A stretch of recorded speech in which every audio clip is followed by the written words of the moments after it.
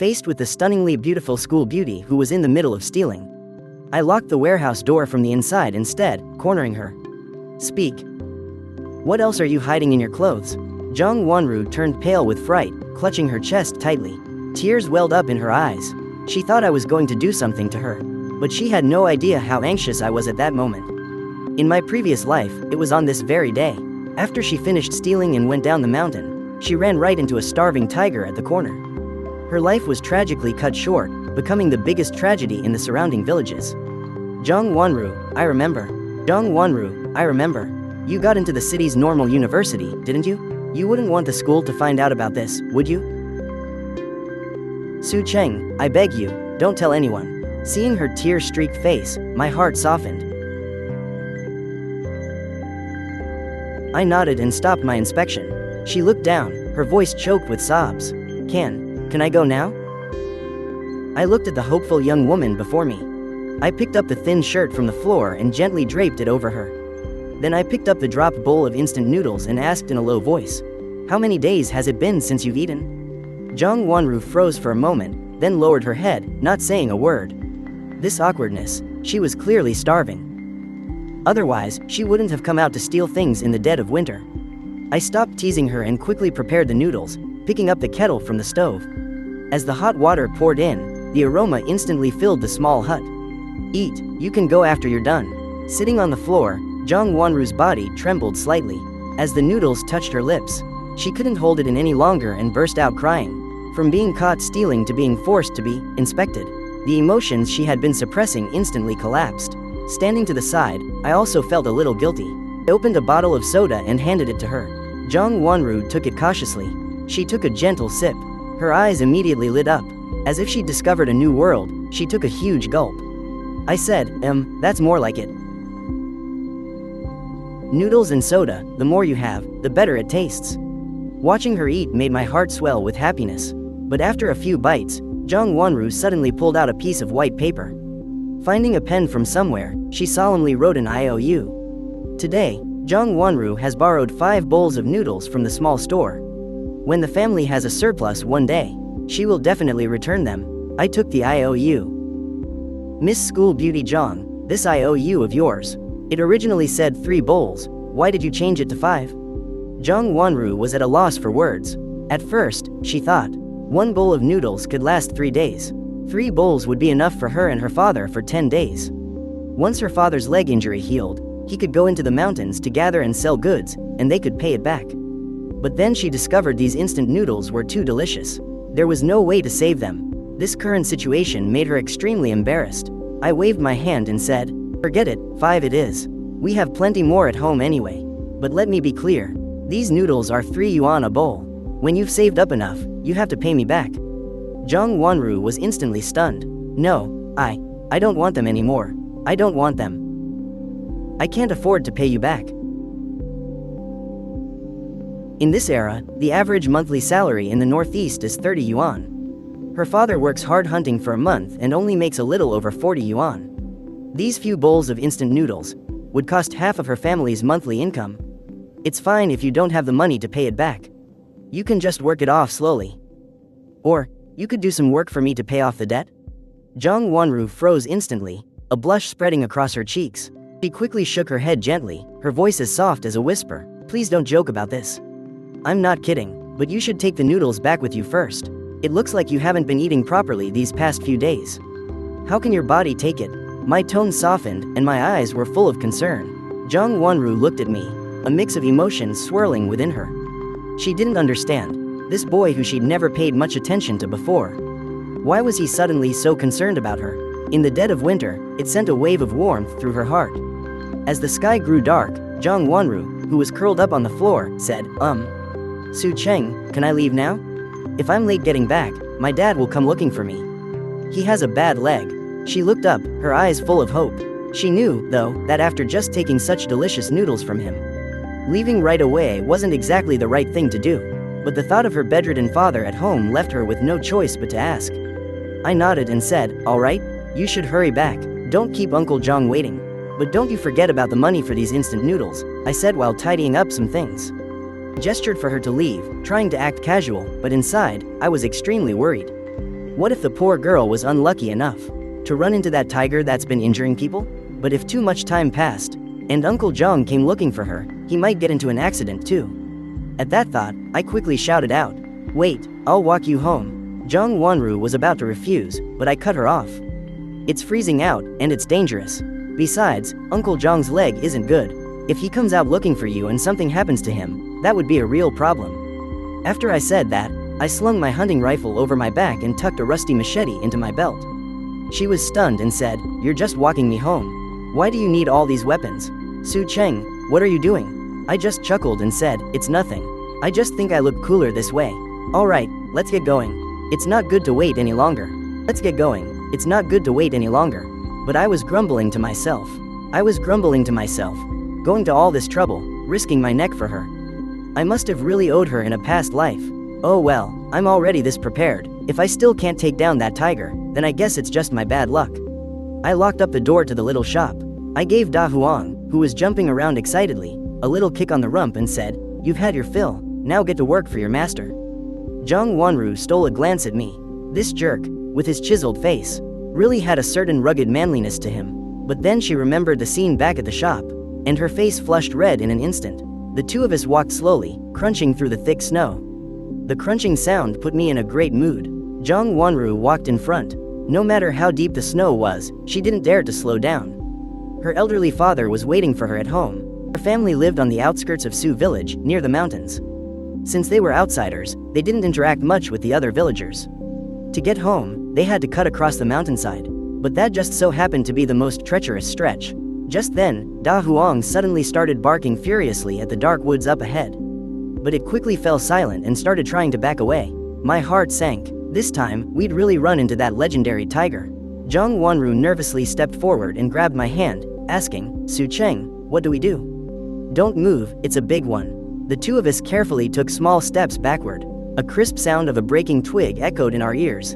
I saw a white-fronted tiger with upturned eyes step out slowly from the woods, its fierce gaze locked onto Jong Wonru behind me. I broke out in a cold sweat, my legs starting to feel weak. Jong Wonru was pressed against my back, even more terrified, completely drained of strength. After a roar from the tiger, it lunged at us like a gust of wind. It's over, I thought. But just then, without a second thought, I immediately pulled a flashlight from my system inventory, but inside I was frantically complaining. "You've got to be kidding me. You couldn't have given me a submachine gun? What am I supposed to do with a flashlight?" Tiger landed a short distance away from us, pacing from side to side, staring. I held a knife in one hand and the flashlight in the other, shielding her behind me. The two of us were pressed tightly together. I could even feel her heart pounding violently. Jong Wonru gripped the corner of my clothes tightly, her eyes fixed on the beast before us. The tiger roared at Da Huang again, telling it to be quiet, then it turned to look at me holding the knife. My finger was on the flashlight switch. With a click, the flashlight emitted a powerful beam, temporarily blinding it. It made it panic. With a loud roar, it turned and fled. Taking this chance, I immediately picked up the hunting rifle, intending to load it with ammunition. But at that moment, my hands were shaking so much from the tension that I couldn't even get a firm grip on the bullets in my pocket, let alone load them into the barrel. By the time I forced myself to calm down and finish loading, Tiger had already crashed through several pine trees and escaped into the dark forest. Only its indignant roar was left echoing in the woods. At that moment, we both breathed a sigh of relief. I immediately pulled Jong Wonru up, but just as I was about to move, I heard the girl's whimpering voice say, "My legs feel weak, I can't stand up. What a pain, I'll carry you." I hoisted her onto my back, carried the gun, and headed straight for the Jong family's home. "Why are you helping me?" she asked faintly from my back. I couldn't help but laugh and said, "So you can pay off your debt sooner. Otherwise, who's going to bring you food?" I trudged through the thick snow and looked back at the single, lonely lamp of the Jong residence. I frowned. That old Jong is really a piece of work. I heard that in my past life, he didn't even budge when something happened to his daughter. Jong Wonru's father never moved into Sujia village. I guess that's also why she was killed on a snowy night like this. After taking her back to old Jong's house, I took a different route, heading back to the small store on a path far from the mountain forest. Although the way back was difficult, it was thankfully uneventful. When I got to the small store, I collapsed onto the ground, leaning against the tightly shut door. I was panting heavily. That was so close. Thinking back to that moment, I could almost smell the foul stench of that tiger. After a long while, I used the wooden door to force myself to stand up. The thought that the tiger might follow my scent to attack me immediately sent a shiver down my spine. I got up and reinforced all the doors and windows. Luckily, there were enough wooden planks in the store. I worked until midnight. Only then was the work basically done. After getting everything sorted, I finally lay down on my long-missed Kong. When I was first reborn, I despised this earthen bed. But after this life or death crisis, I suddenly felt that just being alive is the greatest happiness. Thinking back to my past life, my father and Zhang Wanru's father used to be the old hunters of the village, but for some reason, the old man suddenly stopped going into the mountains. The old man started drinking heavily and then disappeared. I don't even know which corner of the world he died in. I followed the villagers south to make my fortune. Thinking of this, I was impatient to make a change. But the convenience store doesn't make much money. What if I hunt that tiger and get money to take mom to a big city hospital for a checkup? I opened the system and suddenly discovered a new marketplace. From Peony brand televisions to Diao brand laundry detergent, you could say it had everything. But when I saw the prices listed behind the items, I almost fainted from anger. Never mind big ticket items like televisions, just a single pack of sanitary napkins. This crappy system dared to sell it for 20 or 30 yuan. It's taking prices from decades in the future and applying them to now, an era where a person's income is less than 300 yuan. I angrily closed the system interface. I decided to get a good night's sleep. Finding a place to practice shooting tomorrow and taking care of that beast is the top priority. The next day, the weather cleared up, but last night's blizzard had blocked the door to the convenience store. I quickly grabbed the snow removal tools and started clearing it with all my might. Just then, a short man walked over from nearby and said, "Hey, Su kid, is your old man around?" This was the most notorious loafer in Sujia village, named Su. His nickname was pockmarked Su-er, and he was no good. I couldn't be bothered with him. This kind of person just idles around all day. He was the type of person everyone in the village avoided, but the old man was actually quite good to this loafer. He'd usually share some of his food and drinks with him. I went back to the cash register. I yelled to stop the guy from grabbing things randomly, saying, 3 yuan a pack. If you're not buying, don't touch it. Hearing my price, pockmarked Su-er not only didn't put the candy back on the shelf, he even came over to the register and said, "Let your uncle here try it. If it's good, I'll buy it." No way, I can't afford this stuff on my salary. I casually put the candy away in a corner. I shot him an annoyed glare. Pockmarked Su-er looked at the pack of gummy candies on the counter and said, "Su Cheng, you know your uncle doesn't have a job. Can you lower the price a bit? You really want to buy it?" Could this lazy bum have had a change of heart? Usually, he would have stormed off by now. I really want to buy it. My little sister just recovered from a fever. As her big brother, I have to cheer her up, right? I said, "Fine, I'll sell it to you for 250. After Mazi carefully put the candy away, he immediately asked, "Do you have any rice for sale?" The convenience store actually had plenty of supplies, but it seemed I hadn't actually seen any rice or oil. I looked at the calendar behind the cash register. February 14th, 1980. That's when I remembered, there should be a grain shortage around this time. In my past life, there wasn't a blizzard, it was because the granary caught fire. So the entire brigade's grain was burned. I said, "Let me look, I think there might be some in the warehouse." I remembered there was grain in the marketplace. I saw him whisper again, "Let me tell you, the village granary has been emptied out. The village chief is keeping it a tight secret right now." Seeing Mazi's cautious demeanor, I figured there was probably more to this story. I discreetly exchanged for 100 jin of rice from the system. Mazi weighed out 20 jin. He quickly gave me 40 yuan. Watching Mazi's back as he left with the grain, I couldn't help but frown. Could it be that the great fire from my past life was a cover-up for the fact that the granary was empty? And how did this Mazi guy know? I shook my head and stopped thinking about it. Rather than dealing with a village chief suspected of embezzling the village's grain, I'd be better off taking care of that big cat in the mountains. At least I could earn that money with a clear conscience. However, other people didn't think the same way. Just as pockmarked Su-er was carrying the grain home, but he was discovered by the village chief's youngest son, who immediately ran back to tell his dad. They had originally planned to set fire to the granary last night, but it suddenly started snowing heavily. The village chief thought for a moment, then with a wave of his hand, he left the house with his 2 sons. At that moment, I had just slung my hunting rifle over my shoulder and was about to close the door when I saw the village chief and his men rushing over. I knew it was bad news. "Su Cheng, where's your dad?" Su Wei irritably glanced around the small store, looking somewhat surprised when he saw the variety of goods on the shelves. But he didn't see anything like rice or grain. My dad's at home. If you need something, go find him. I didn't want to get tangled up with these people. I walked out from behind the counter, intending to close the shop. Su Wei immediately blocked my way. Hey, kid, you sell grain here? The village chief and his second son immediately started inspecting the items in the store. I shook my head, my eyes fixed on them. Just then, the village chief picked up a pack of instant noodles. Where did you get all this stuff? Instant noodles, 3 yuan a pack. I sat back down behind the counter. I tightened my grip on the old hunting rifle on my back. This movement made Su Wei feel a little threatened. Kid, what are you doing with a gun? Getting ready to go hunting. Ran into a tiger last night. I didn't hide anything, but my gaze remained on the chief and his son, who were still picking through the shelves. The chief's second son grabbed a pile of things and said, "We're taking these with us first. We'll send you the money later." I swept all the goods to one side and said, "That'll be 37 in total. You pay, you take the goods. No credit." Su Wei slammed his palm on the counter and said, "What's that tone for? You think we're the type of people who don't pay?" I didn't say a word. I just took the hunting rifle off my back. Just now, when I stated the price of the goods, the Su family men didn't show the slightest shock.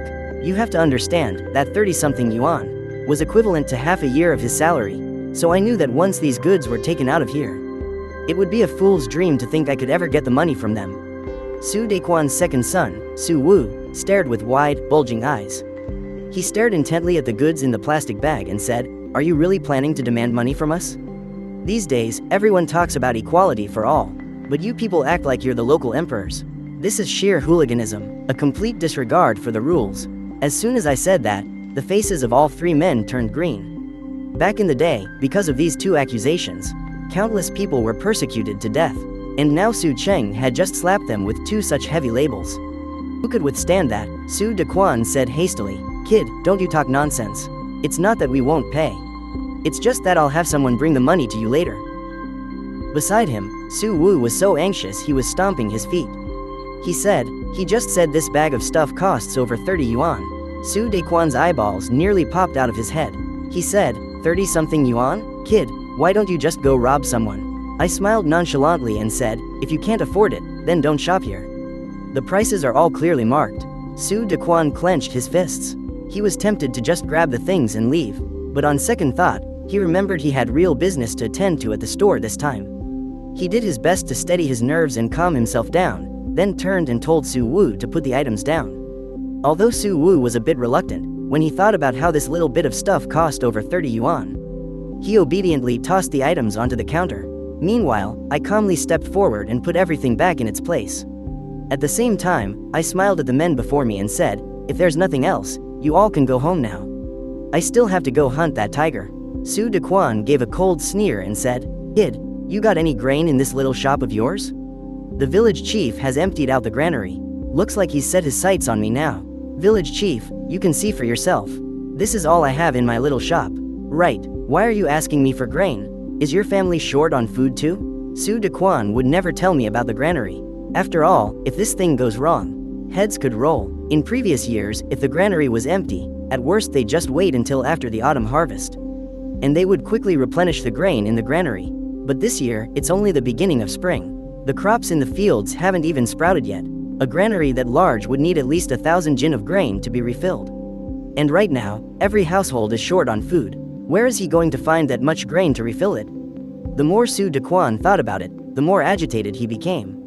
With a cold snort, he left. I calmly headed out towards the back mountain. Right now, the most important thing is to focus on practicing my marksmanship. Then, hunting a tiger or 2 for money is the most practical plan. Meanwhile, Su Dequan took his 2 sons and stormed over to the old Su family home to accuse me of my crimes. Although Su Longsheng didn't quite believe it, he still felt a bit uneasy. After letting the medicine brew for a while, he had his wife drink it, and then rushed over to the small shop. When Su Longsheng got there, Su Cheng wasn't back yet. It wasn't until the afternoon, as it was getting dark, that I finally arrived at the shop, carrying 2 pheasants. You kid, tell me, where did you get all this stuff? My mind was racing. I didn't explain where I got these things. Dad, don't worry about where this stuff came from right now. First, let me show you how delicious it is. Just then, the water in the kettle on the stove started boiling. As my old man watched, I skillfully tore open the package, then poured in the various seasoning packets and added the boiling water. I then took out a ham sausage, opened it, and said, "Dad, you have the first taste." My old man stared at the bowl of instant noodles. He cautiously took a small bite. After chewing it slowly, his eyes shot wide open. "Well, I'll be hiding all this delicious food. No wonder you haven't been coming home to eat lately." "Dad, don't be angry. I just hadn't figured out how to tell you about it." My old man snapped out of it and urgently asked where the things came from. My mind raced, and I immediately put on a serious face and said, "Dad, you have to promise to keep this a secret. I have a classmate whose dad is a director at the supply and marketing co-op. They recently got a shipment of expensive goods that aren't selling and are about to expire. So he secretly slipped me some. He also said there might be more in a few days." My old man's worried heart was finally put at ease.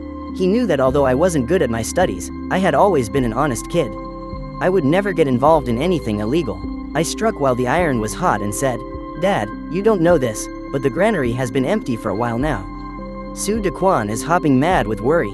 My old man was so shocked his eyes nearly popped out of their sockets. He said, "But, keep your voice down. Don't say things like that without proof. If you don't believe me, just wait. It won't be long before the whole village finds out.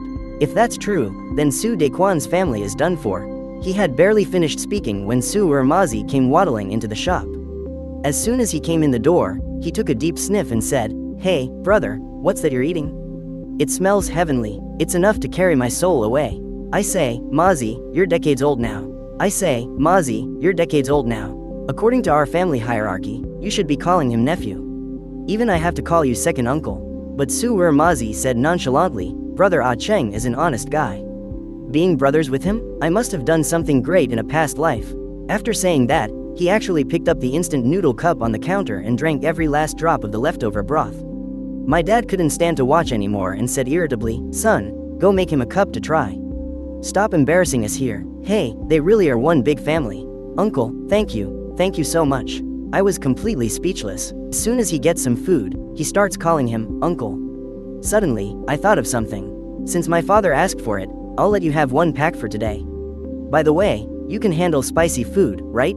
We're mountain folk, what can't we handle? I took a pack of fire noodles from the shelf, and after preparing it, I squeezed the entire sauce packet into it. But I didn't rush to hand it to him. 3 minutes later, Urmazi picked up the big bowl. He grabbed the bright red noodles and stuffed them into his mouth without a second thought. After that one bite, he coughed violently, grabbing the kettle beside him and pouring it straight into his mouth. I quickly yelled, "That's boiling water. Don't drink it." He was already choking on the spice, and now he'd taken a huge gulp of boiling water. Urmazi completely lost it and let out a miserable scream. "If you can't handle spicy food, you should have just said so. What a waste of food. Quick, go outside and eat some snow." Urmazi rushed out of the room. He lay on the snow, gulping it down. "Here, a lollipop. It's extra sweet." After recovering for a good while, he carefully put the lollipop into his pocket. He stammered, "The candy is for my sister. I have to finish the rest of these noodles." I sighed, took the big bowl from his hand, and then grabbed a few packs of braised beef noodles and passed them to him. "Look at the state of your mouth. I told you it was boiling water, but you insisted on drinking it. I asked if you could handle spicy food, but you had to act tough." Urmazi held the noodles, his eyes brimming with tears. He choked out, "Brother, thank you. Look, I'll be honest with you. You need to be careful these next few days. Someone's out to get you." Hearing this, I was immediately on my guard. Apparently, Urmazi had passed by Su Dequan's house today, saw him acting suspiciously, and secretly followed him. He accidentally overheard that Su Dequan planned to set fire to the granary and frame me for it. After hearing the whole story, I thought for a moment, then smiled and thanked Urmazi. I then packed a big bag of snacks and handed it to him, saying, "Urmazi, take these back with you. They're for you and your sister to eat." Urmazi asked hesitantly, "Is this all food?" I nodded, and then suddenly remembered something. I grabbed a bag of potato chips and opened it. I took out the desiccant packet, waved it in front of his face, and said, "Remember this. Remember now, this little white packet is quicklime. You absolutely cannot eat it. As soon as you open the bag, throw it away. A lot of people in the village can't read. It would be a big problem if someone ate it by mistake. It'll be a big problem if someone eats it by mistake." Urmazi's lips trembled as he nodded emphatically and said, "Okay. I understand. Urmazi might be reckless, but he's not a bad person." After sending him off, I decided I had to create an alibi and let the villagers know the truth about the empty granary as soon as possible. The next morning, I headed home carrying a bunch of bags. As soon as I walked in the door, my dad greeted me with a big smile and said, "Is your mother feeling much better? Those instant noodles really did the trick. She ate 2 whole cups yesterday." I knew my mother was just forcing herself to be strong. Barefoot Dr. Old Zhao is fine for treating headaches and fevers, but he's helpless when it comes to serious illnesses. I have to get some money quickly to take my mother to the city hospital for a proper diagnosis and the right treatment. I said, "There are plenty of instant noodles, but Dad, Mom, don't just eat this. You still have to eat coarse grains." As I spoke, I put down the dozen or so pounds of pearl rice and white flour from my back. In this era, even cornmeal is a rarity, let alone rice and white flour. Old Sus' eyes went wide as he said, "What, your classmate gave you all this?" I had already prepared my story on the way. I said, "Dad, let's not talk about that for now.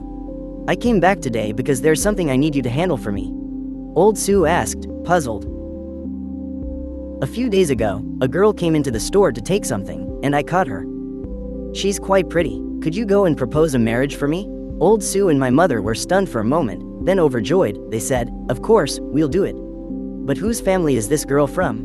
"From the north of the village, Hunchback Zhang's family." Old Sue froze again and said, "What did you say? Of all people, Hunchback Zhang's family?" I knew very well that our 2 families didn't get along, but I wasn't clear on the specific reason.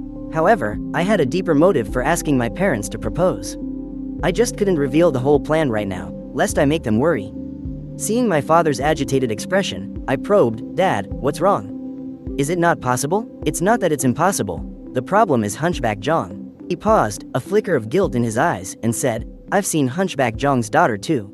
She's a good girl, dutiful. If you can really marry her, it would be worth anything I have to do." Seeing me press for an answer, Old Sue slowly began to explain. "This all goes back to the time we went hunting in the mountains. We found a tiger back then, a very cunning one. If I had followed Hunchback Zhang's lead, we could have killed it, but I flinched. I let it escape right from under our noses. Later, that tiger broke into Hunchback Zhang's house and injured his wife. Because of that, we became enemies. So that's what happened. It was because of my father's cowardice back then that this tragedy occurred. I planned to use this marriage proposal to resolve their feud." On the way to Hunchback Zhang's house, Old Sue was actually more nervous than I was. Before long, we arrived at Hunchback Zhang's doorstep. Zhang Wanru was sweeping the floor. When she saw us, she was clearly taken aback and said, "Uncle Sheng, what brings you here?" Old Sue chuckled and started walking in, saying, "Where's your father? Has he been well recently?" Before he could finish, an angry roar came from inside the house. "Daughter, block the door. Don't let them in." She awkwardly blocked our way. I walked around Zhang Wanru, went straight into the house, and said with a smile, "Uncle Zhang, you're not going to kick me out too, are you?" Inside the house, Hunchback Zhang said irritably, "Kid, what are you and your father doing here? You're not welcome in my house." I brazenly put the instant noodles and crackers on the table and slid them over to Hunchback Zhang. "Uncle Zhang, the grudge between the older generation is for you all to resolve. Don't let it affect the younger generation. To be honest, I had my father come here today to propose a marriage. If you agree, I'll marry your daughter in a few years. Until then, I'll take care of the family and cover her tuition. When she graduates, if she still thinks a farmer like me is good enough, we'll get married, have children, and take care of you both together. If she doesn't, then we'll just pretend this never happened." Hunchback Zhang was stunned. Outside the door, Zhang Wanru and Old Sue were also dumbfounded. After a long silence, he finally spoke. "Xiao Xuan Manju." Old Sue entered carrying some things. 2 old friends who hadn't spoken in years, meeting again. Their eyes were both moist with tears. Hunchback Zhang got off the bed and told Zhang Wanru, "Don't just stand there, go make some tea." The worried look on Zhang Wanru's face vanished. She knew this meant her father had agreed. In fact, when she was accepted into the teacher's college, she had already given up the idea of going. The family was poor, and her father was sick. As for Su Cheng's offer to pay for her schooling, she just thought it was a joke. "Old friend, I agree to the marriage. But you have to promise me one thing." The anxiety in Old Sus' heart finally settled. He thumped his chest and agreed. Hunchback Zhang was silent for a long while before saying gravely, "Old Sue, it has come down from the mountain." Old Sus' smile vanished in an instant. He stood up, walked over to Hunchback Zhang and said, "Since it's here, then we 2 old brothers will risk it all." Zhang Wanru asked curiously, "Dad, what came down from the mountain?" "The one your dad and I failed to kill all those years ago." It came down the mountain. I spotted it a few days ago, but I didn't dare make a sound. Hearing this, I suddenly remembered the night I walked Jong Wonru home and said, "Wait, the one you're talking about. Does it have a big scar on its head?" "You kid, how did you know?"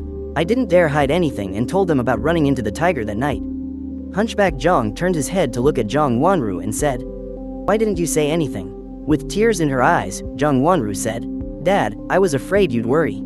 Hunchback Jong sighed. Now that everything was out in the open, he spoke bluntly.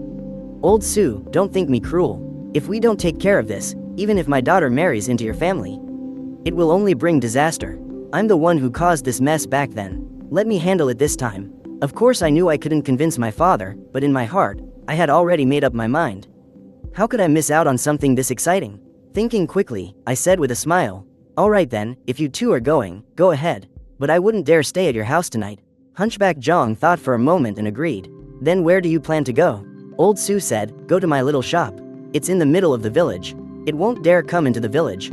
Hunchback Jong nodded and said, "That'll work," but Jong Wonru wouldn't have it. Her father was going off to face danger. How could she go on living? Seeing his daughter crying her eyes out, Hunchback Jong forced a smile and said, "Listen to me. Be a good girl and go with Su Cheng. If he dares to bully you, go find the commune leaders. They'll make him eat a bullet." My mind made up, I grabbed Jong Wonru to leave first. But Jong Wonru was now utterly convinced. At first, she thought Su Cheng was a decent person. Now, it seemed he was just plain heartless. Old Sue was also a little disappointed. At least the other man's daughter knew how to cry. But this rascal of his own son just grabs the girl and runs off. It's true what they say. Get a wife, forget your father. Hunchback Jong wiped the tears from the corners of his eyes. He turned, took out the hunting rifle from the cabinet that he hadn't touched in years, and wiped it clean. Since they had agreed, there was no turning back. Meanwhile, I dragged the weeping Jong Wonru a long way before I stopped and turned to her. "Can you please stop crying? I'm trying to protect you." Jong Wonru pounded on my shoulder with her fists, saying, "You're heartless. Are you even human? My dad and your dad are walking into danger, and you didn't even try to talk them out of it?" Actually, I already had a plan. If I had said I wanted to go with them back there, they definitely wouldn't have agreed. So now, I'm taking you to the shop to watch the store. Then I'll go with our dads and we'll take that thing down. When we get home tonight, we'll be eating tiger meat. Jong Wonru's mouth hung open, for a moment unable to process what I said. "Do you really have a way to deal with it?" I said with utter confidence. "Have you forgotten? That night when it saw me, it scurried away in fear." What does that prove? Jong Wonru knew I was bluffing. Without the flashlight that night, we probably would have been killed. But seeing my relaxed expression, she still faintly felt that this man had a plan. She said in a low voice, "Okay, I'll trust you this one time." Along the road, when curious villagers asked, I laughed and said, "I'm preparing to go tiger hunting with my father and Jong the Hunchback." The villagers all treated it as a joke.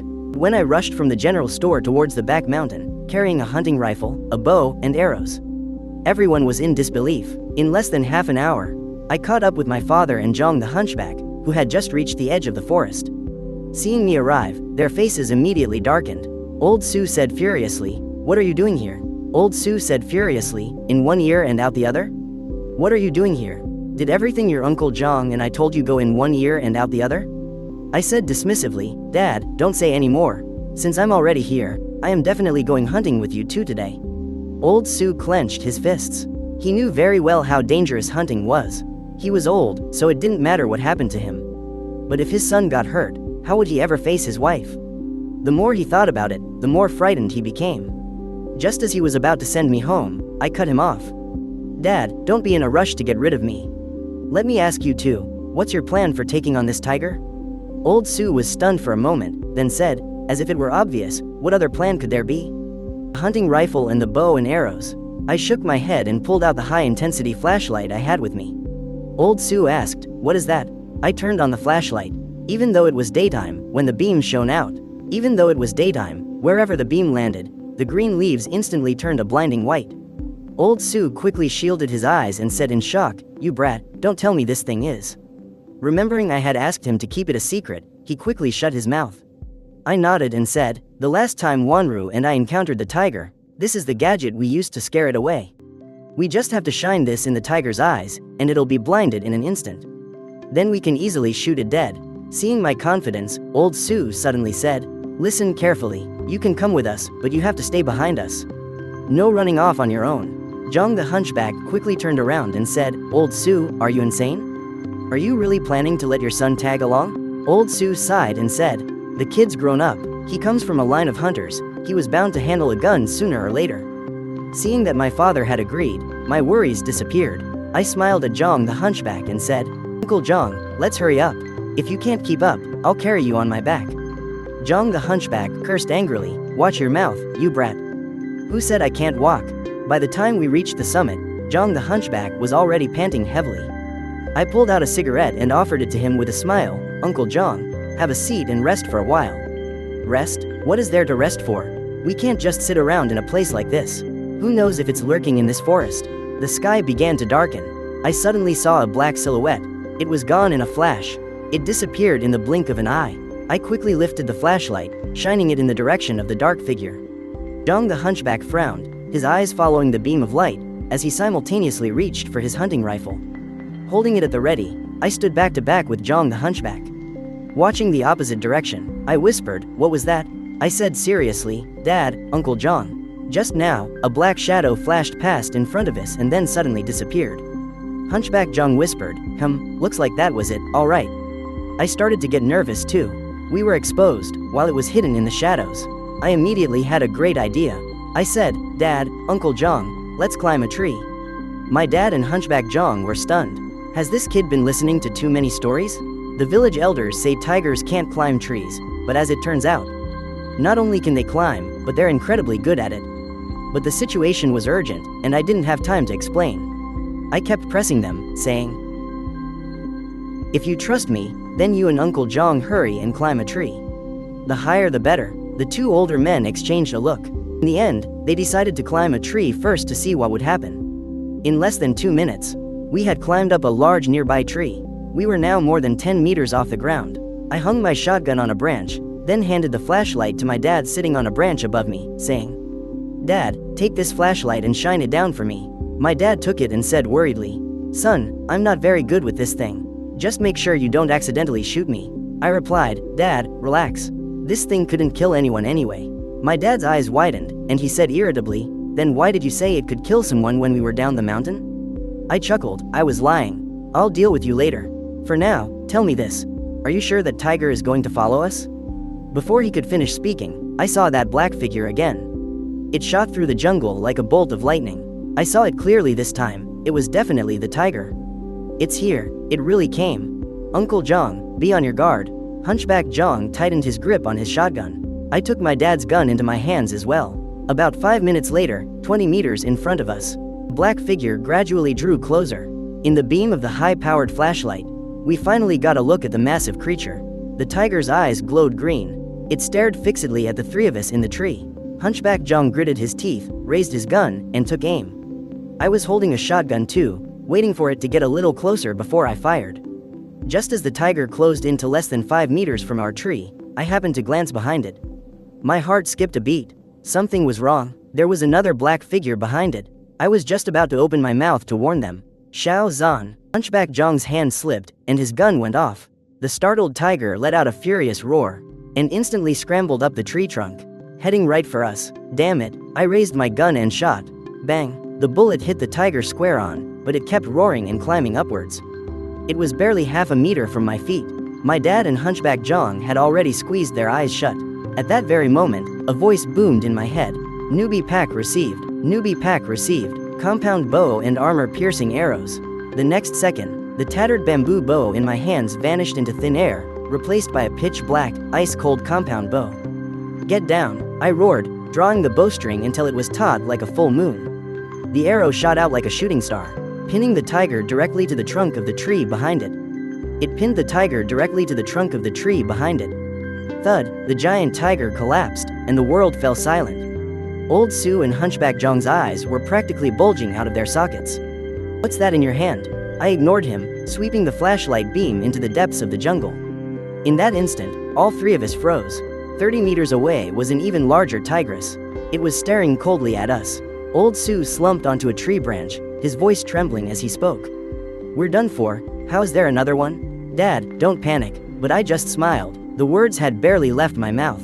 when the tigress silently retreated into the darkness and disappeared from sight. The two old men insisted on observing for an hour, saying it was too risky. I had no choice but to lean against the branch and wait. Just then, Hunchback Jong finally noticed the bow in my hand. "Kid, how is this bow different from before? Let your uncle take a look." I couldn't refuse, so I had to pass it over. Hunchback Jong took it, gave it a pull, and was instantly shocked.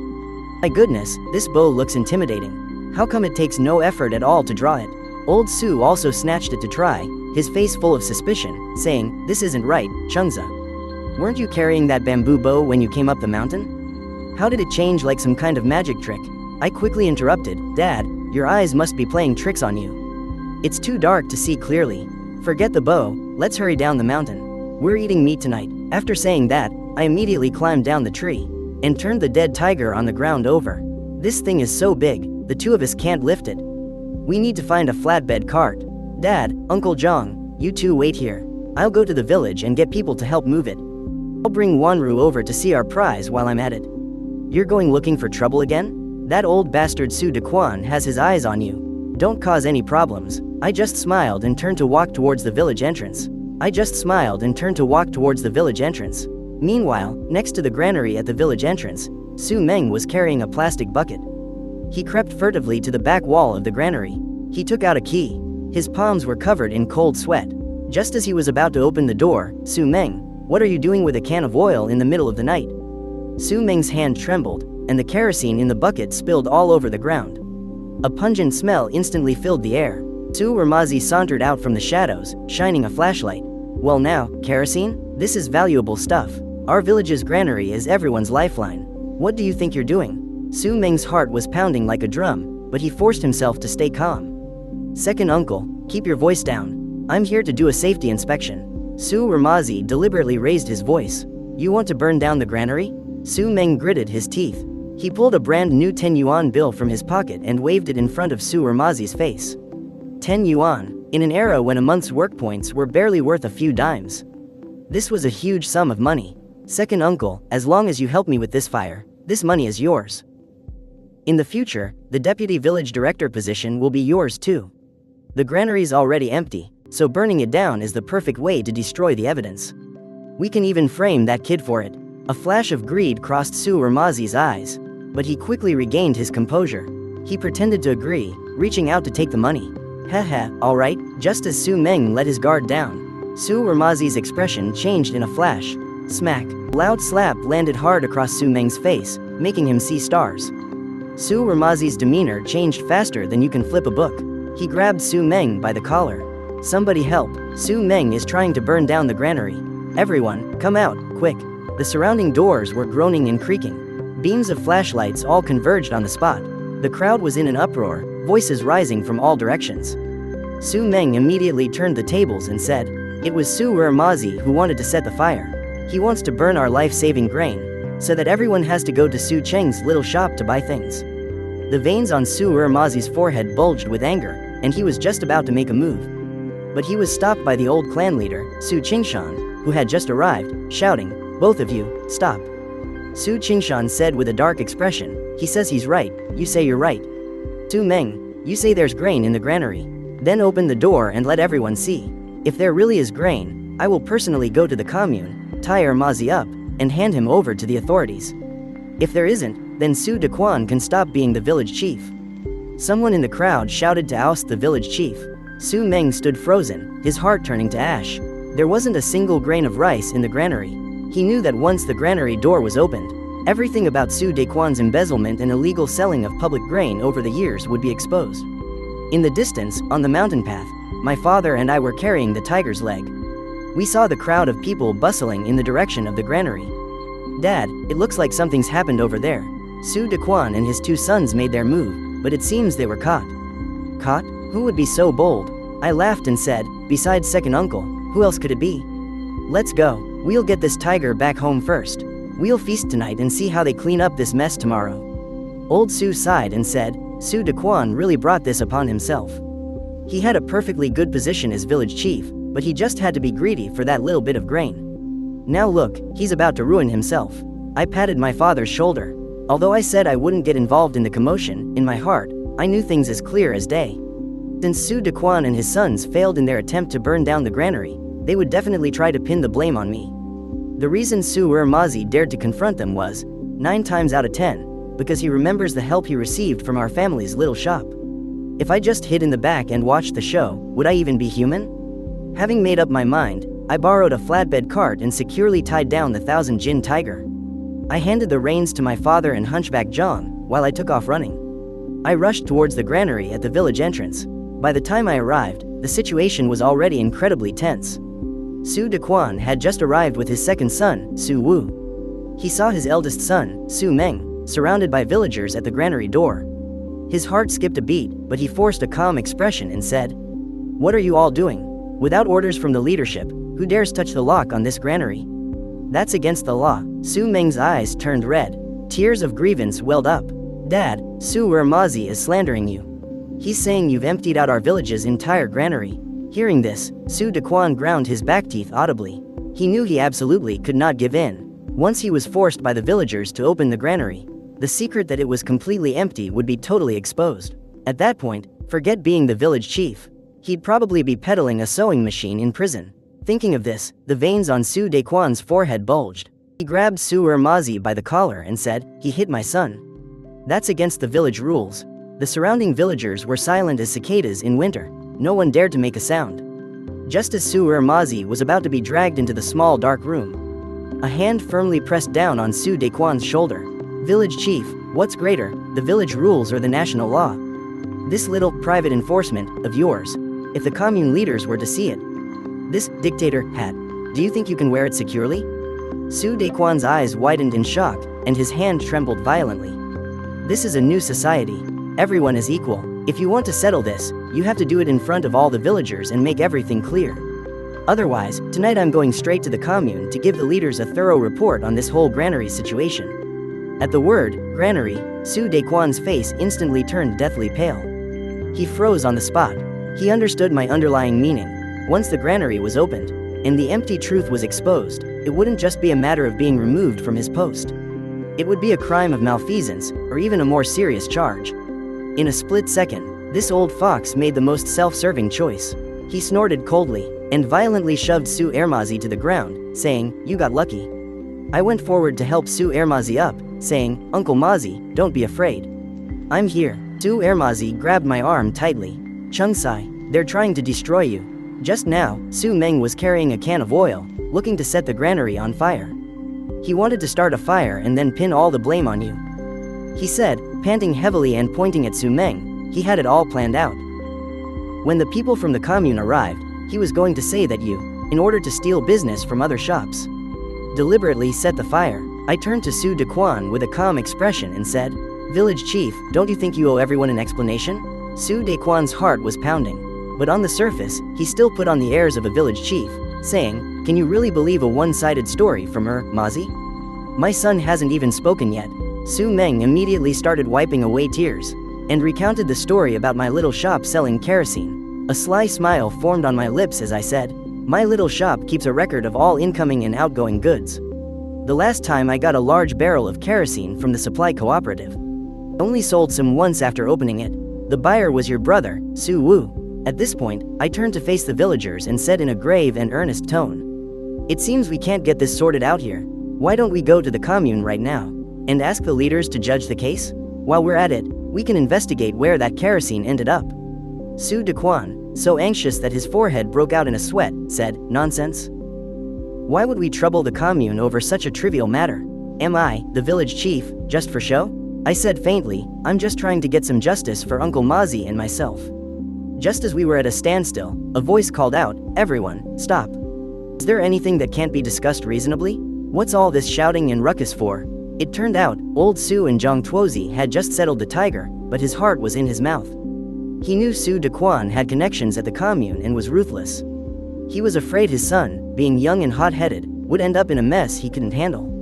He had rushed over in a panic. He had intended to apologize on his son's behalf, to smooth things over.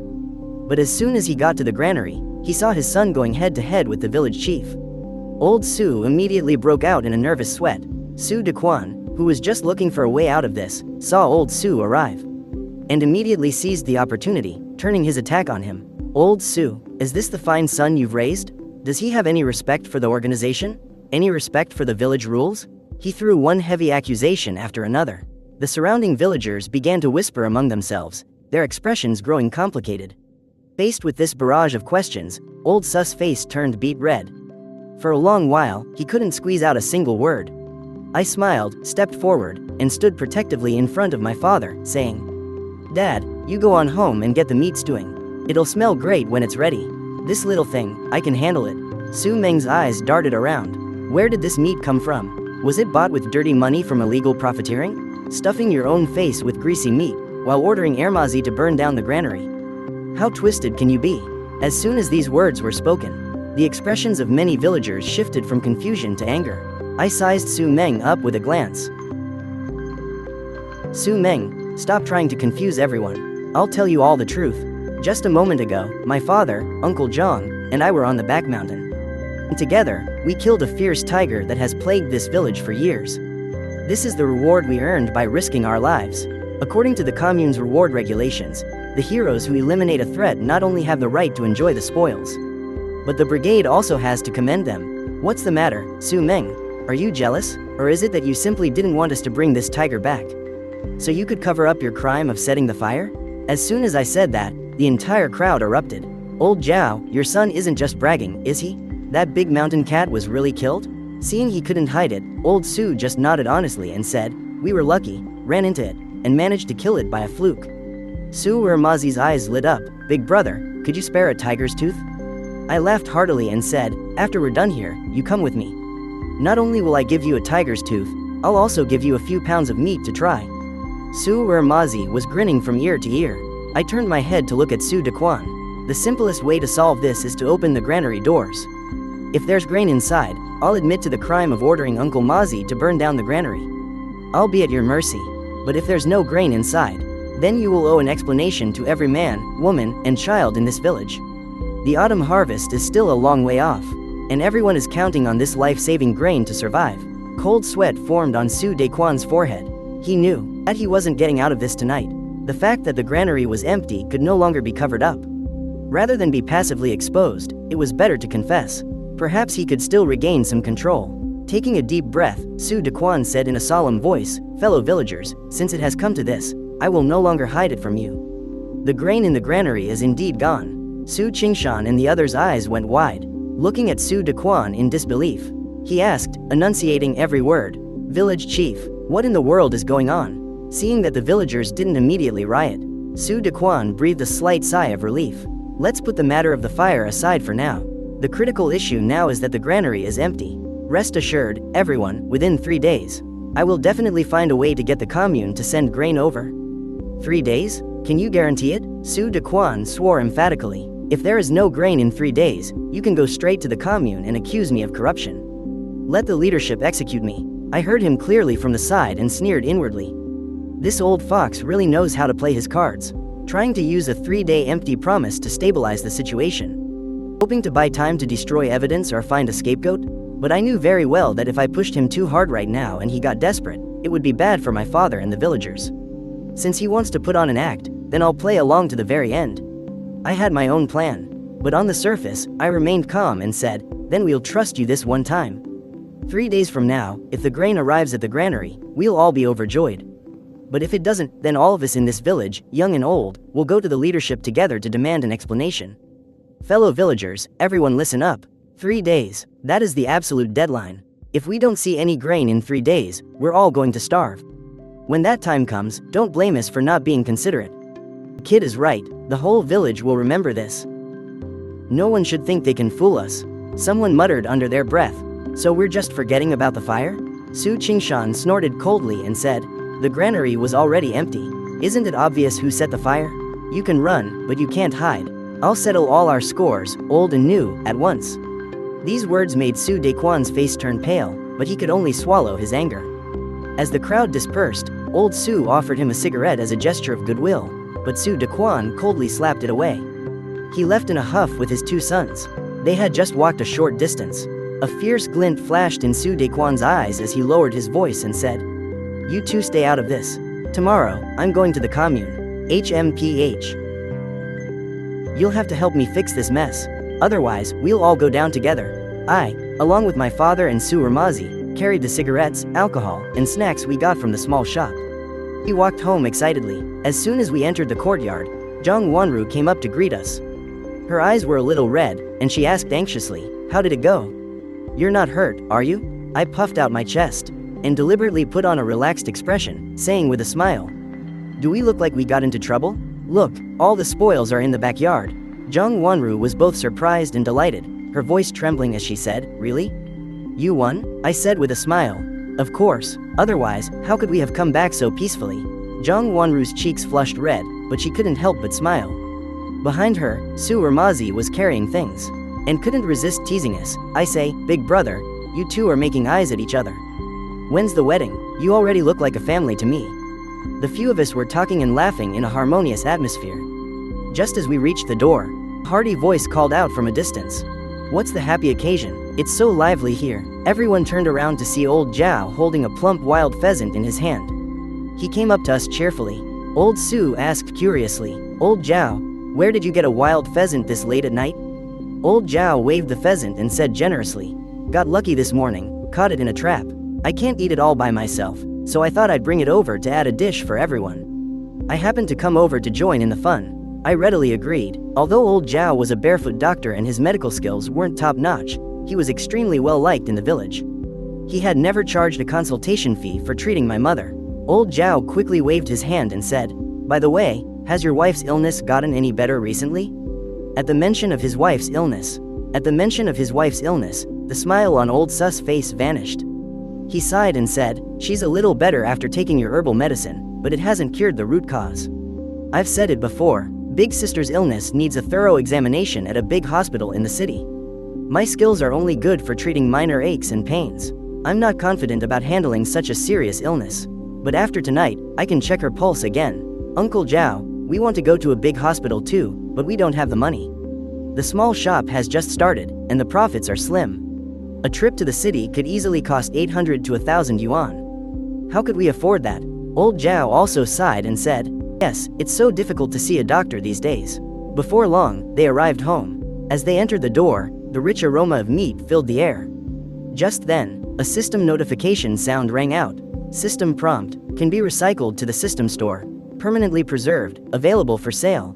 My heart leapt with joy. This was the perfect solution to my problem. In the early hours of the morning, old Zhao and the others, full from the food and drink, left for home one after another. When Zhang Tuozi and Zhang Wanru were about to leave, old Su specially cut a large piece of meat for them to take with them. At home, with just the three of us, I brought up my mother's illness. "Once I'm done with work in a few days, I'll raise the money to take Mom to the city.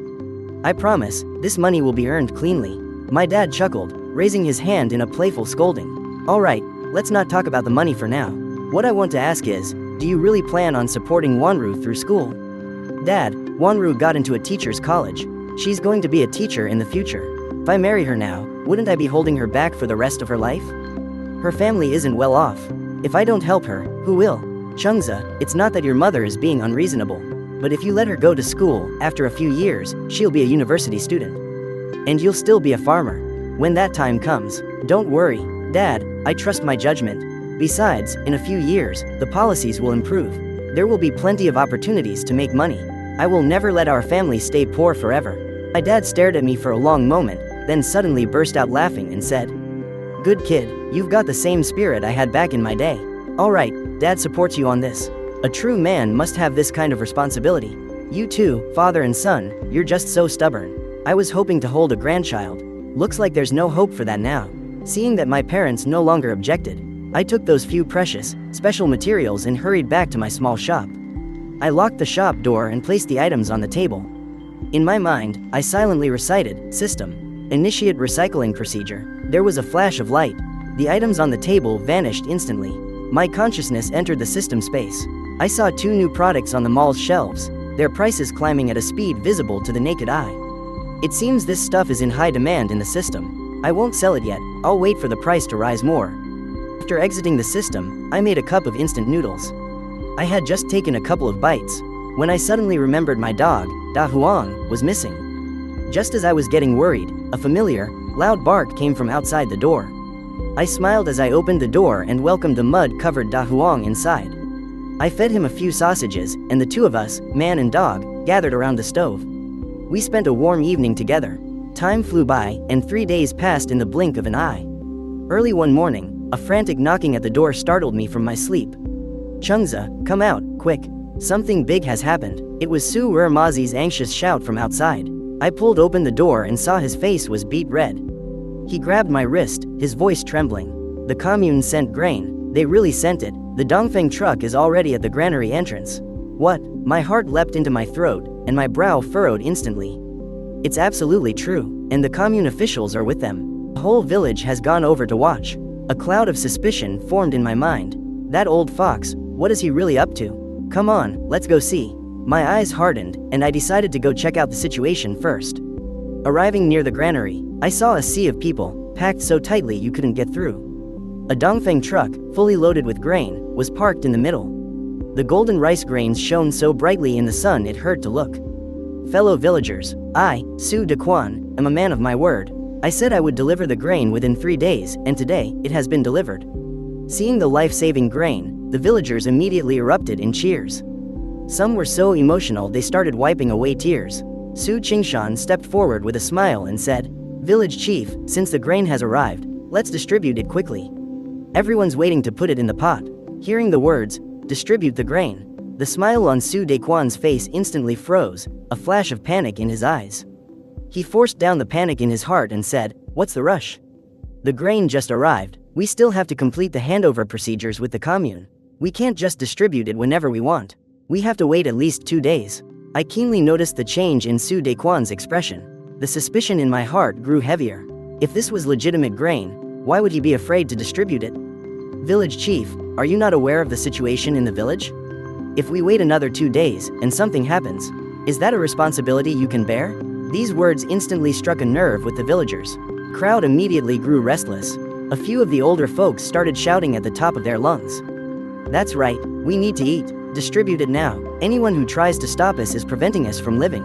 Distribute the grain." Su Dequan was sweating profusely in his anxiety. He secretly glanced at the young cadre, Xiao Qi, beside him. Xiao Qi looked troubled and muttered a few words under his breath. Then he actually turned and got into the driver's cab, adopting an attitude as if it had nothing to do with him.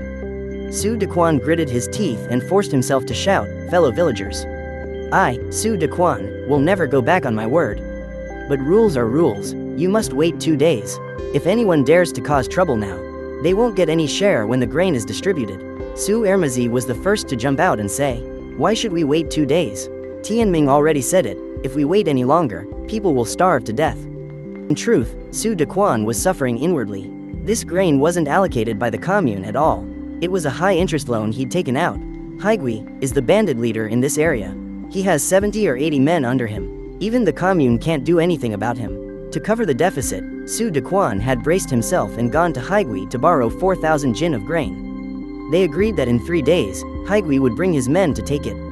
The interest is 1 cow per day. If the grain is distributed now, he'll be in huge trouble in 3 days. Thinking of this, Su Dequan glared viciously at the villagers and said, "You bunch of ungrateful wretches. I'm the one who got you this grain. And you can't even wait 2 days? Anyone who dares mention distributing the grain again won't get a single kernel."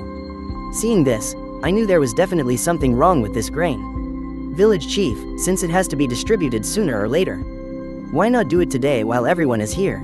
You can't just extinguish everyone's hope of a full meal, can you?" Just as the villagers were about to surge forward, the young cadre on the truck, Xiao Qi, could finally sit still no longer. He jumped down from the truck and pulled the big black star pistol from his waist. He fired a shot into the air. Gunshot stunned the whole place. The noisy crowd fell silent in an instant. With a stern face, Xiao Qi barked, "All of you, stop right there. Who dares to seize the grain? This is public property. It hasn't been registered in the warehouse yet. If the accounts don't match up, who will take responsibility?" The villagers were frightened by the gun, looking at each other, not daring to move again. Su Dequan felt as if he'd been rescued and looked at Xiao Qi gratefully. "Did you hear that? The official has spoken. Anyone who causes more trouble is going against the commune." But I wasn't afraid in the slightest. I took a step forward and asked, "Comrade, you may not understand the situation. Every single family in our village has run out of food. If we don't eat soon, people are going to die. You say it needs to be registered and reported. Then may I ask, when exactly can it be distributed? Give us a clear answer. Wait another 3 days. Once the procedures are complete, the grain will naturally be yours. Chungza, since the official has given his guarantee, let's just trust him one more time. 3 days it is. Although the villagers were reluctant, they could only disperse helplessly. Su Dequan let out a long sigh of relief. The weight on his chest was finally lifted, but the look he gave me was filled with venomous hatred. You just wait.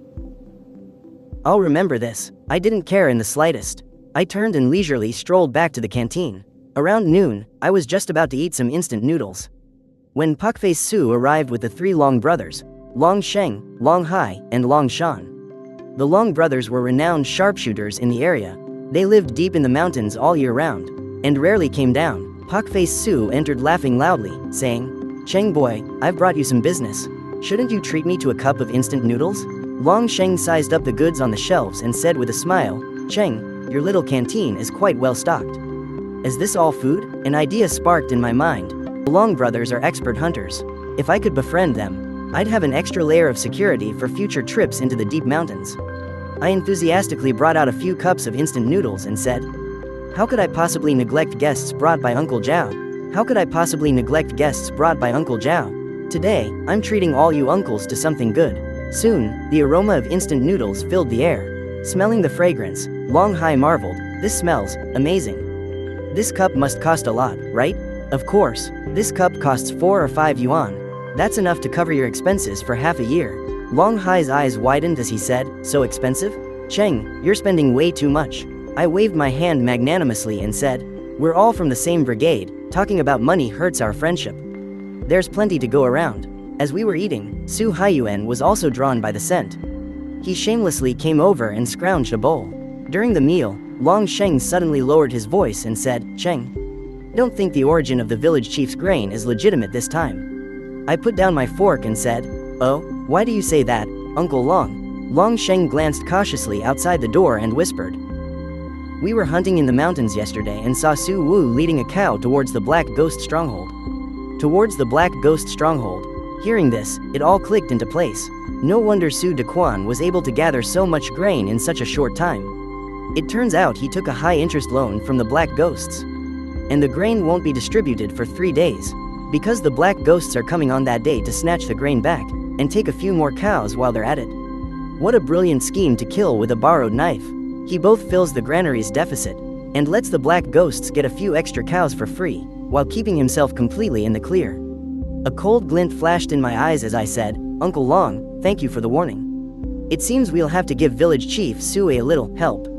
Having made up my mind, I immediately took action. After some secret plotting, I took out some scarce supplies and stuffed them into the Long brothers' hands. "Take these up the mountain with you. See if you can trade them with other hunters for some mountain goods. Also, take these few cups of instant noodles as a down payment." The Long brothers readily agreed. They went up the mountain with the supplies. Just after I saw them off, the commune cadre, Xiao Qi, swaggered into the canteen and said, "Yo, Boss Su, business is good, huh? Get me some wild chickens, wild rabbits, that sort of thing. The county leaders are in need." An idea struck me. This could be a goldmine. I smiled and handed him a cigarette, saying, "Don't you worry, sir. I have my channels for mountain goods. However, I have a small question I'd like to ask. This batch of grain, was it really allocated by the Supply and Marketing Cooperative?" Xiao Qi blew a smoke ring and said vaguely, "If not from the cooperative, where else could it have come from? You shouldn't ask too many questions. Knowing too much about some things isn't good for you." I sneered inwardly. They're all cut from the same cloth. After seeing Xiao Qi off, I immediately began to set my plan in motion. On the other side, Su Dequan grew more and more uneasy, cold sweat soaking through his clothes. He decided to risk it all with a two-pronged approach. On one hand, he sent his nephew Su Meng to the supply co-op to find Wang Tianba, attempting to move the grain overnight. On the other hand, he had his son Su Wu go up the mountain to inform Third Master He, requesting that he come down the mountain early to collect the debt. Who knew that Su Meng had barely left the house when he suddenly clutched his stomach, groaning in pain. Seeing this, Su Dequan's face turned pale with shock. He could only grit his teeth and go find Wang Tianba himself. At the same time, he frantically urged Su Wu to hurry up the mountain and get reinforcements. However, the truth will always find a way out. Soon, rumors started flying around the village, spreading to every corner as if they had wings. Su Daquan's grain was bought with a high-interest loan from Third Master He. In 3 days, the gang is coming to seize the grain. And they're going to take our cattle too. The spark of anger instantly ignited the entire village. As evening fell, old Zhao's urgent whisper came from outside the door, saying, "Get up, quick, something terrible has happened. Su Daquan has gathered a group of men, and they're all carrying weapons." My expression changed. What's he trying to do? Raid the village? Old Zhao, so anxious he was stamping his feet, said, "I don't know. I saw it while I was gathering herbs on the mountain. You need to get armed, quick. I'm going to inform the clan leader." Watching old Zhao's retreating figure, my eyes grew sharp. I changed my clothes, said a word to my mother, grabbed my hunting rifle, and rushed out the door. Halfway there, I ran into Zhang Wanru, who was coming out to throw out some water. I tossed a sentence over my shoulder and sprinted towards the granary without looking back. "Go back and tell Uncle Zhang that Su Daquan has brought men to raid the village. The target is the granary." Zhang Wanru didn't dare to delay, turning and running home to deliver the news. Hunchback Zhang's face changed drastically. "This is bad," he said. "It's He Gui's men. Wanru, go get Ermazi, quick. Tell him to find old man Su Cheng and figure something out. I'm going to the granary to help Cheng Zi." By now, the night was deep, and the area in front of the granary was deserted. I didn't use the main entrance, but instead went around to the back wall. I climbed in through a broken window. By the moonlight, I saw bags of grain stacked up like a small mountain. I silently chanted in my mind, "System, collect." The system prompted, "Open black lens bracket 4,000 jin of grain. Current estimated value, 0.3 yuan per jin. Close black lens bracket." A flash of light, and the mountain of grain instantly vanished without a trace. It had all entered the system's space. A cold smirk appeared on my lips. "Su Daquan, without the grain, let's see what kind of trouble you can stir up." Just as I climbed out of the window, the clamor of footsteps and shouts came from the distance. Hunchback Zhang was hiding in the shadows, confused. Just as he was about to step forward and stop them, a deafening uproar erupted from the village entrance. I returned to the small store and lit the oil lamp, pretending I had just heard the news. Su Ermazi came running up, panting, and said, "Cheng Zai. This is bad. Su Daquan has come back with a group of men to seize the grain." I pretended to be furious and said, "Let's go. Let's go reason with them." The two of us rushed to the open ground at the village entrance. It was already packed with a huge crowd of people. Su Daquan was standing next to a truck. Next to him was a middle-aged man with a brutish face, and behind them were 10 burly men holding clubs. Su Daquan yelled at the top of his lungs, "Fellow villagers. This is Brother Wang from the Township Supply Co-op. He's here specially to help us fight the tiger. A tiger fighting hero needs to eat, so requisitioning a little grain isn't too much to ask, is it?" Someone from the crowd cursed. "The grain just arrived this morning, and you want to haul it away tonight? Do you really take us for fools?" The group on the other side was intimidated by the villagers' fervor and began to back off a little. Their leader, Wang Tianba, became furious from the embarrassment, pulled out his pistol, and fired a shot into the air. Bang! The gunshot instantly silenced the scene. Wang Tianba shouted fiercely, "All of you, shut your mouths." At that moment, the old clan leader, Su Qingshan, hurried over and demanded, "Su Daquan, what exactly do you think you're doing?" Su Daquan sidled up with a fawning smile and said, "Clan leader, these are heroes sent by the township to hunt a tiger. It's only right that they borrow a little grain to eat, isn't it? It's all for the safety of the collective." Su Qingshan snorted coldly, his gaze like a torch, and said, "This grain is the village's lifeline. You think you can just borrow it? Comrade Wang, you're a cadre from the Supply and Marketing Cooperative. Do you have a letter of introduction or any official documents?" Wang Tianba arrogantly lifted his chin, looking like a complete scoundrel, and said, "I need proof. My dad is the deputy director of the county's grain supply cooperative." The name Wang Tianba. Go ask around in the township. Who doesn't know me? Su Qingshan was unmoved, speaking with righteous integrity, "Even if what you say is true. What kind of logic is it to haul away grain in the evening that was just delivered this morning? Do you take us for 3-year-olds? Without the proper paperwork, you won't touch a single grain." The villagers once again grew agitated. They started picking up rocks and throwing them in that direction. Just as Wang Tianba was about to fire another warning shot, suddenly, a black shadow flew through the air with a whoosh, landing precisely in the ground right in front of him. It was buried 3 inches deep. The fletching was still trembling violently. It was a black feathered arrow. "Young man, your gun may be fast, but can you guarantee you'll leave this village alive after you fire it?" Everyone followed the voice and saw Hunchback Jong with a quiver on his back, holding a powerful bow. One leg was slightly bent as he stared coldly at Wang Tianba. He had endured his leg pain to rush here overnight. That unique presence of a lone hunter was in no way inferior to the man holding the gun. Wang Tianba was so scared his hand trembled, and the gun clattered to the ground as he said, "Don't shoot, I surrender. I was just here to collect a debt." Just at that moment, a strange, muffled sound suddenly came from the distant mountain forest, followed by several chaotic echoes. Hunchback Jong's expression changed drastically. He listened intently and said, "Something's not right. That's not the sound of a hunting rifle. And it's very close. Everyone, don't panic. All able-bodied young men, grab something to defend yourselves. Gather in the ancestral hall immediately. The elderly and children, lock your doors and windows." Su Ermazi and I sprinted home. My mother saw our panicked expressions and was just about to speak, when I had already grabbed the old-fashioned hunting rifle from the wall and said, "Mom, lock the door." Meanwhile, old Su was helping the injured Long Shan retreat down the mountain path. It turned out that old Su had originally wanted the Long brothers to return to the village to lay low for a while. But who knew they'd run into Third Master Black's men halfway up the mountain? The two sides briefly clashed. The Long brothers used the terrain to their advantage, and successfully led the enemy down the wrong path. Long Shan said, panting heavily, "Brother Sheng, they're heading for the village." On the other side, Ermazi and I followed the wind up the mountain. There was a faint, foul smell in the wind. There was a faint, foul smell in the wind. I said in a low voice. A tiger's passage stirs the wind. It seems the great beast in the mountains has been disturbed too. This is going to be interesting. Men and a tiger fighting each other. We can be the fisherman who profits from the chaos. We crept forward stealthily. Soon, we heard voices ahead. As three of them approached, I leapt out suddenly, landing a precise kick on one man's wrist. Coordinating with Ermazi's broadsword attack from behind, we quickly pinned the two of them to the ground. After dealing with those thugs, we pushed deeper, and soon found Long Hao and Long Hai in a hidden mountain hollow. "Uncle Hao, Uncle Hai, Uncle Hao, Uncle Hai. Third Master Hei's main force is charging down. We're outnumbered, we can't fight them head on." Long Hao pointed to a small path on the other side and said, "They won't dare take the main road. They'll definitely take this hidden mountain path. Ermazi is already lying in wait over there."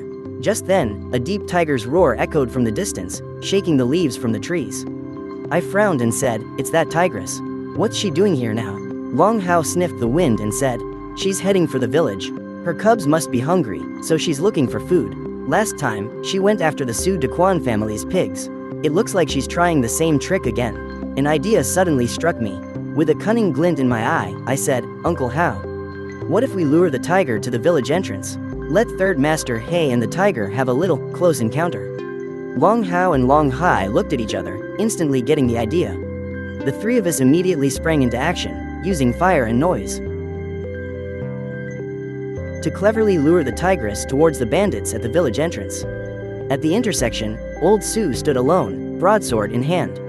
Facing him were 20 to 30 of Third Master Hei's advance guards. Third Master Hei pushed through the crowd and said with a sinister laugh, "Old Gun Su, long time no see. I trust you've been well." Old Su replied nonchalantly, "Thanks to you, I'm not dead yet. But your brother, didn't he die in the mountains the year before last? I heard he committed too many sins and got what was coming to him. Don't bring up that bad luck. Today, I'm only here for Su Wu. The rest of you can scram." Old Su blew out a ring of smoke and said, "Want to enter the village? Fine, leave the man and drop your guns. This is a lawful society. We won't let you run rampant here." Black Bear, standing behind Third Master Hei, raised his rifle to fire but was stopped. He knew how skilled old Su was. "Old Gun Su, don't push us too far. I know you have accomplices lying in wait." As soon as he finished speaking, old Su sprang into action. His figure moved like a ghost. With a precise leg sweep and a grappling move, he instantly pinned Black Bear to the ground, immobilizing him. Old Su stared coldly at Third Master Hei, his presence as imposing as a mountain, and said, "Your brother was smarter than you. He knew who he could afford to provoke, and who he couldn't." Third Master Hei was stunned by old Su's powerful aura, and for a moment, he dared not order an attack. Just as the standoff at the village entrance reached a stalemate, the three of us had already snuck up behind them. Just as we were about to act, a thunderous tiger's roar echoed from the distance. Third Master Hei's face went pale with fright. He turned to look and saw it was a tiger. Old Su seized the opportunity, felling several men with a leg sweep, while the three of us charged out from our hiding spot. Working with the villagers who had rushed over, we subdued all the remaining bandits. I gave him a thumbs up and said, "Dad, you're incredible."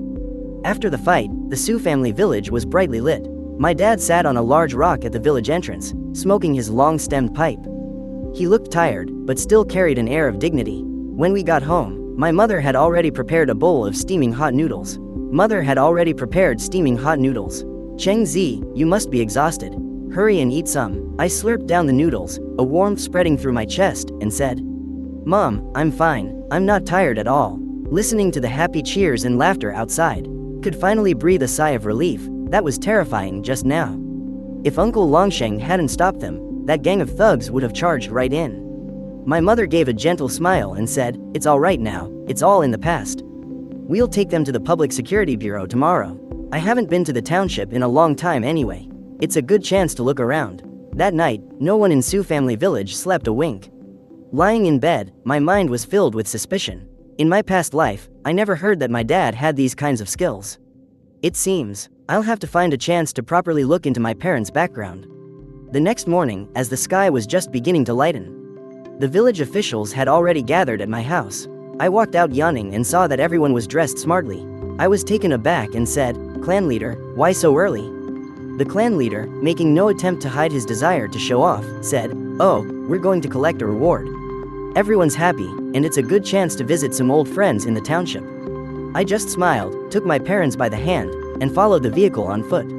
After we arrived in town, the crowd of onlookers gasped in amazement. I paid them no mind. My gaze turned to the supply and marketing co-op on the street, just as an elderly man walked into an office. He instantly straightened his back and saluted, his movements crisp and precise. "Greetings, Chief." That sharp, soldierly aura made him look like a completely different person from his usual lazy self. I was inwardly shocked. Dad was a soldier? No wonder his skills are so incredible. The elderly man looked old Sue up and down, then smiled in satisfaction and said, "It's been many years, but you're still as impressive as ever. You haven't disgraced our dagger squad." "No, sir," old Sue replied. It was only then that everyone realized Su Longsheng had such a deep background. Su Longsheng stayed behind to reminisce. My mother was sent to the health clinic for a checkup. As for me, I dragged Mozzie along to look around the co-op. The store's shelves were sparse, and the salesperson said coldly, "Look at the price tags. If you're not buying, don't touch." I paid her no mind, my eyes scanning past the porcelain, grains, and oils. The only thing I couldn't find was sugar. "Miss, you don't sell sugar here?" The salesperson curled her lip and said, "Sugar is a scarce commodity. It's hard to get in the city, let alone out here." I secretly rejoiced. There's a big opportunity in the sugar business. An image of Zhang Wanru's melancholic eyes appeared in my mind. I wanted to buy her a gift. I asked Mozzie, "Where in this town can I find good quality cloth?" He pointed to an unremarkable alley on the corner and said, "There's a small, private fabric shop. The owner is an odd fellow from out of town. The shop is pathetically small. There's often no one minding the store, but the fabric is surprisingly high quality." When we got to the small shop, a few bolts of fabric were laid out casually. A clear female voice came from inside, though I couldn't see anyone. I heard her voice before I saw her. "Hello, customer. Are you here to buy fabric?" "My apologies, I have trouble with my eyes, so I can't get up to welcome you." I froze. A blind person running a shop? That's incredibly bold. Fortunately, it seems the neighbors are all quietly looking out for her. There aren't any petty thieves around. Let's go inside and take a look. Though the room was small, the colors of the fabrics were unusually vibrant. A young woman sitting in the shadows spoke. "My brother went to restock, so I'm watching the shop for him." Mozzie playfully waved a hand in front of her to test her. After confirming that the girl was indeed blind, he pulled his hand back. "Miss, how much is the cloth?" I reached out to touch it. The quality was superb. If this was sold at the co-op, it would cost at least 150 a meter. The girl quoted a price. White cloth is 1 yuan, and colored cloth is 130. I asked if she could give a discount for a wholesale purchase. "I can't make that call. You'll have to wait for my brother to get back." She got up nervously and accidentally dropped a small piece of fabric. I bent over to pick it up. The texture against my fingertips sent a jolt through my body. Is this brocade? In the entire Southwest, only shoe brocade feels like this. This square scarf was barely 20 centimeters wide, embroidered with a pair of mandarin ducks, so lifelike, it was clearly hand-woven. "Miss, you dropped your shoe brocade," the girl explained. "Thank you, but this isn't shoe brocade. It's something I embroidered back when my eyesight was good. I asked if there was a lot of this kind of handiwork in the village. The village women all know how to embroider, but no one calls it shoe brocade. If you'd like to buy some, I can take you to the village. The older lady's skills are much better than mine. Just as I was about to agree, a resonant voice came from outside the door, saying, "Ching Ching, I'm back. I hear we have a guest?" A burly man strode in. I secretly thought to myself, what a strapping young man. The burly man, Enji, was told by the girl that this was an outsider from the city, and he eagerly asked, "Is the guest here to buy cloth?" I got straight to the point, saying, "Your cloth is different from the one at the supply and marketing co-op. It's made by the villagers themselves, isn't it?" Enji glanced warily at his sister. After getting her signal, he answered frankly, "That's right, we're from Mumian village. We've been weaving for generations." I laughed to myself. This guy is a rookie in business, spilling all his secrets upon first meeting. "Brother, is this your first time doing business?" Enji's expression changed, realizing he had misspoken. "Forget it, this deal is off." At that moment, the blind girl, Enya, stood up and said, "Brother, this guest is a good person. He wants to buy in bulk." Enji was puzzled, a trace of disappointment flashing in his eyes as he said, "Since you already know our source, and you also think the cloth isn't good, why are you still talking to me? Wouldn't it be easier to just go to the village and press for a lower price?" I didn't explain, but instead pointed to the cloth on the wall and said, "Handmade cloth is rough and uneven. That's its weakness. What I'm interested in is this kind of embroidery you have." "The guest wants our village's embroidery?" A sharp glint flashed in my eyes as I said, "That's right. If I can get my hands on embroidery of this quality, combined with the ordinary cloth, I'm confident I can make it big." Enya said excitedly that she would have her brother go back and discuss it with the village chief, and she handed the sample to me. Enji was shocked. His sister was giving away her most treasured piece of work to someone? I accepted it solemnly with both hands and said, "I need to take this back to assess the market." "Thank you for your trust." Back at the clinic, Su's mother had finished her checkup. Su Longsheng was very insistent. The doctor said her blood pressure was low. "It's best to go to a big city for a follow-up." My mother glared at me and walked straight ahead, saying, I'm not going, I'm fine." I helplessly threw up my hands. On the way back, the drunk clan leader was bragging on the ox cart. "I told you Su family village could do it. Now that we've received the award, let's see if those people at the township commune still dare to look down on us." The villagers were all enjoying their own gains. Mazi bought a few flatbreads for his old mother. Su Haiyuan was showing off the new liberation shoes he bought. Mazi chimed in, saying, "Ra Cheng doesn't need to buy anything." A young lady gave him a piece of embroidered cloth for free. The women all gathered around. When they saw how exquisite the Mandarin duck handkerchief was, they all burst into a clamor, saying, "This must be a token of love. Su Cheng is about to have some happy news. It's a double blessing. Longsheng, you have to treat us." Old Su was shocked to hear this. "You scoundrel, give it back right now." I tried to explain, "Dad, this is a sample, not a love token. I'm going to sell it for money." But no one believed me. That night, when Zhang Wanru heard about this, she tossed and turned, unable to sleep.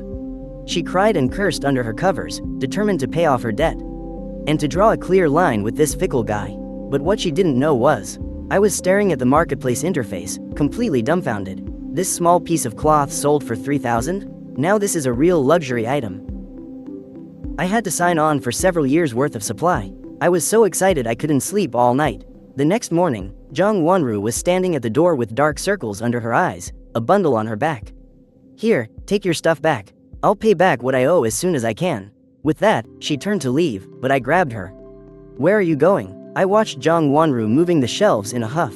"There's no one to rotate the stock today, so you can help me clear a space for the cloth." I didn't know whether to laugh or cry. This silly girl was jealous. Just then, Mazi came to the door with a few of the aunties, saying, "Cheng Zai. Auntie Bao and the others want to know if it's true that you're buying cloth. We have connections in the neighboring villages." I took out the shoe brocade sample and said, "Aunties, I need this kind of hand embroidery. A small piece like this can sell for over 100 yuan. If you help me acquire them, you can earn a cut, too." The women exclaimed in shock. After confirming it several times, they left, overjoyed. It was as if they saw a path paved with gold. Zhang Wanru poked her head out and asked in a low voice, "This cloth, is it really a love token?" Looking at the Mandarin duck pattern, even she felt a misunderstanding was bound to happen. "What are you thinking? Who would just casually give something this valuable to someone? Silly girl, get back to work. Besides the embroidered cloth, we also need to get some regular fabric." The jealousy in Zhang Wanru's heart instantly vanished.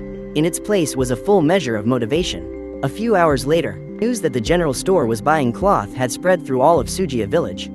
The aunties kept it a strict secret, only revealing the part about the ordinary fabric, keeping the high-profit embroidery business firmly in their hands. They quickly divided the work, rushing to secure resources from the surrounding villages. Inside the general store, Mazi and Zhang Wanru were busy clearing out space. Cheng Zai, can we really make big money?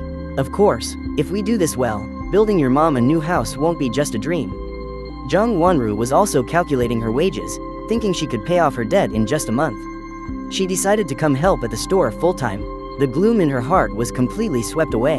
On the other side, however, a gloomy cloud hung over Su Dequan's family. Su Dequan was in custody, and Su Wu was on the run. The pillars of their family had collapsed. His wife urged Su Wei to strike out on his own. Su Wei and his wife went back to their room to plot in secret. After learning about the huge profits Su Cheng was making from buying cloth, they were green with envy. If he can do it, why can't I? The country's opened up for reform. Who made a rule that only he can run a business? Relying on his reputation as a local thug, Su Wei planned to round up some idle people from the next village to muscle in on the cloth buying business. Inside the house, their old mother, Huang Jiamei, listened to her eldest son's cold calculations. Her heart grew cold as she said, "This child is a lost cause." 2 days passed. On the surface, Sujia village was calm, but there was an undercurrent of turmoil. Su Wei was running all over the place, secretly plotting for his own family. The aunties traveled frequently to the neighboring villages, collecting embroidered cloth. Mazi led a sturdy-looking man in through the door. "Cheng Zai, NJ is here." NJ gave a simple, honest smile. "Brother Cheng, I've brought the delivery." I welcomed him warmly and had Mazi bring out the soda I'd been saving.